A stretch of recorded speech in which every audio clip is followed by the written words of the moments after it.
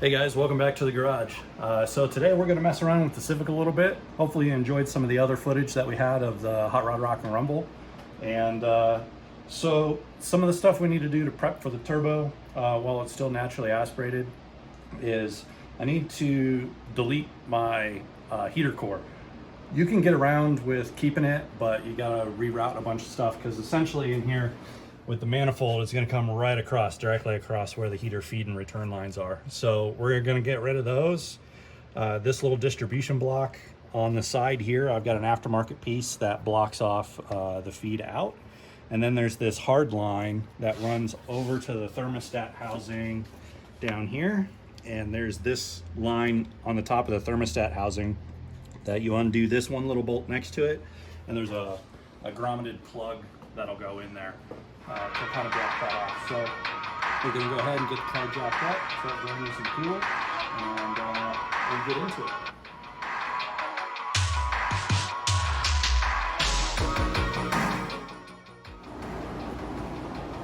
All right, so a little bracket here, and then there's one more bolt here on this bracket, and this hard line is just an O-ring into the top of the thermostat housing.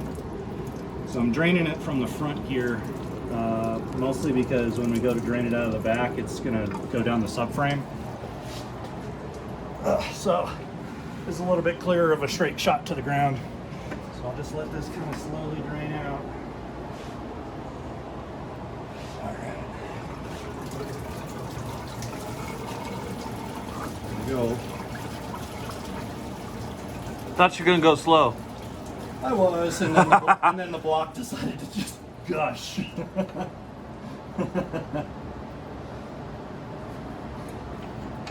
Okay.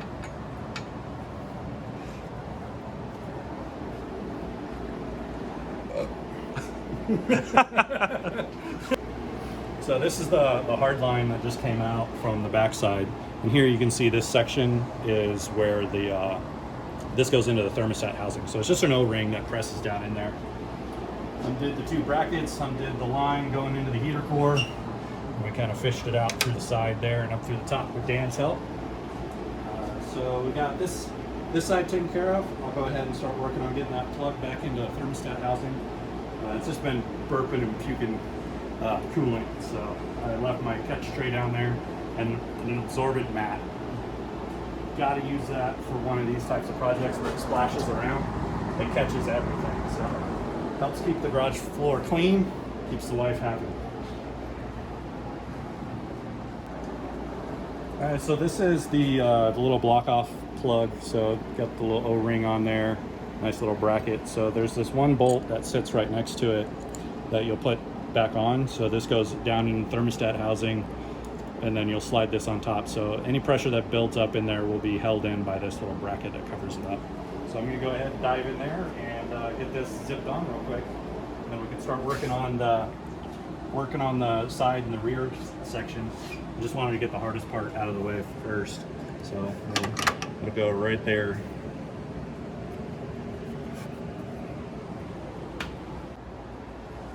So now we've got this front bracket taken care of. Started working on the back side here. Took the old heater core feed lines and then the little actuator, and then got these two guys off. One thing that helped to get this one, this one, the freaking spring clamp was all the way at the bottom, but with the swap I got plenty of room to get around to it. This one was a pain in the ass to get to. So there's a little bolt, little nut over here that holds the evap line. And Daniel took care of that. We got it out of the way and then just twisted it and got it to come on off. So the next thing that we're going to work on is the little distribution block on the side. And I have an aftermarket unit over on the shelf there that we're going to put on there. And that should finish up what we need to do as far as replacing parts and taking stuff off. This is the distribution block here. So we took the upper radiator hose off and took it off the side of the head there. And our coolant system is super clean. So here's our coolant passages through there. And man, it looks brand new in there. So I'm super happy with that. It helps reinforce the what the seller told me when he imported the motor, that this was really low mileage. So yeah, awesome. Now we'll slap on the new unit.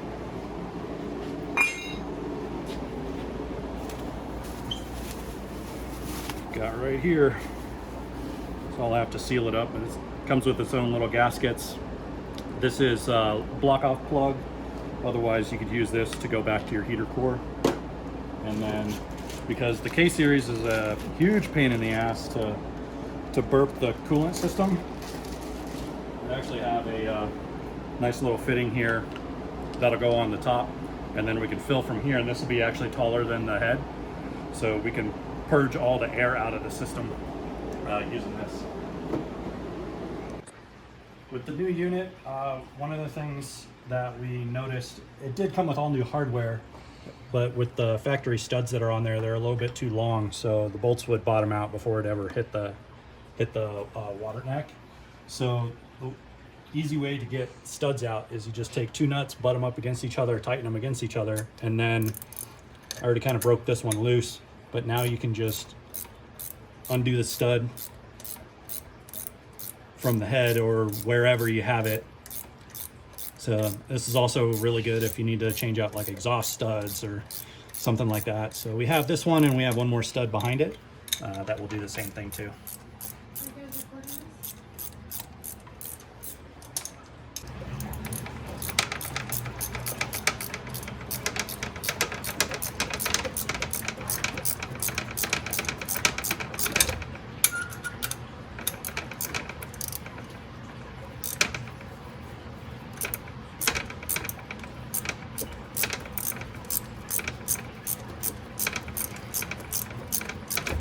It just comes out super easy.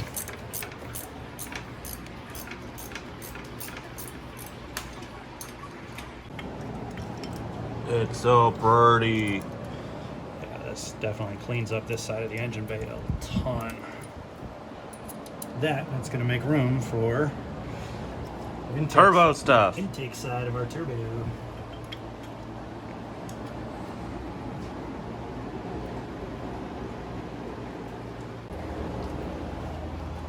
Not ideal, but functional.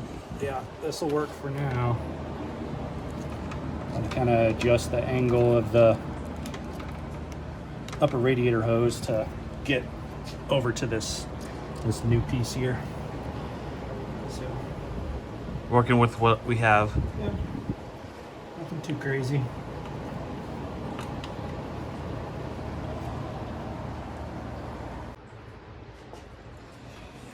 All right, guys, we've got everything back together. Now we're going to start bleeding the coolant system. So I've got this little setup here. You can pick it up off Amazon or Advance or wherever. They're pretty cheap.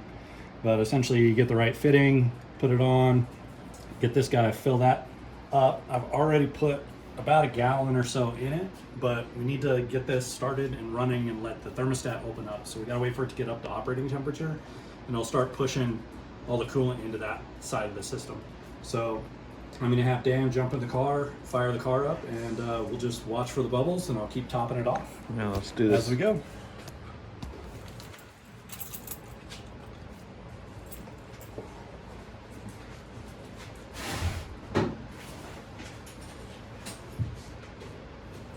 All right.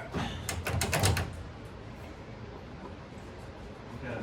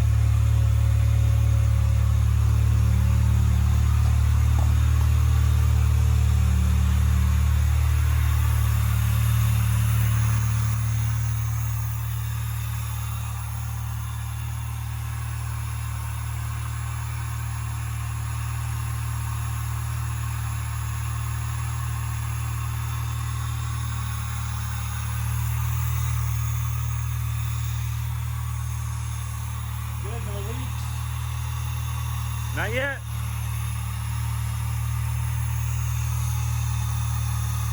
We'll update you when it warms up.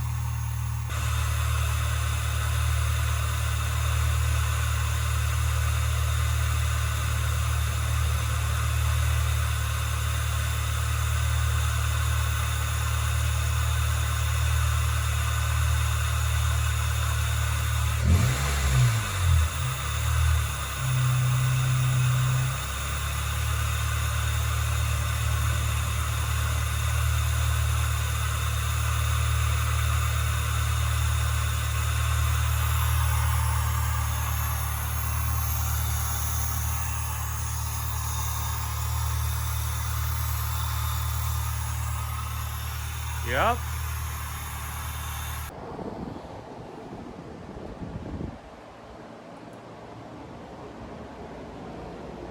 Now that we've got the system nice and bled, I went ahead and took the filler neck off.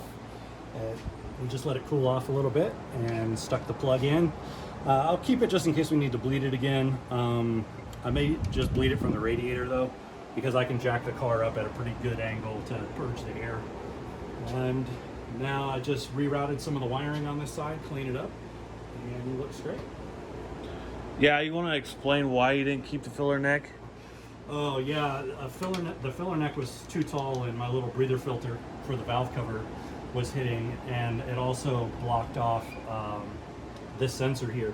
So I kind of had to remove it anyway. Yeah, there was just a bunch of different little reasons, and you only have one cap, radiator cap, so we couldn't even cap it off. It didn't come with the cap in a kit, so things just didn't work out to keep the filler neck there. I think personally in the future, we should probably put that back on, because it does increase the fill level, or we're above the the height, yeah. Get air pockets out. Yeah. The bleeding height. I don't know what you want to call that, but But for sure, it cleaned stuff up. It made a ton of room on this side, so now when we're ready to put that new manifold on, the turbo is set about here, intake will run through. room. So much room. Cleaned up the engine bay, makes it look a lot nicer too. So yeah, thanks for coming along with us on this one, and we'll see you in the next.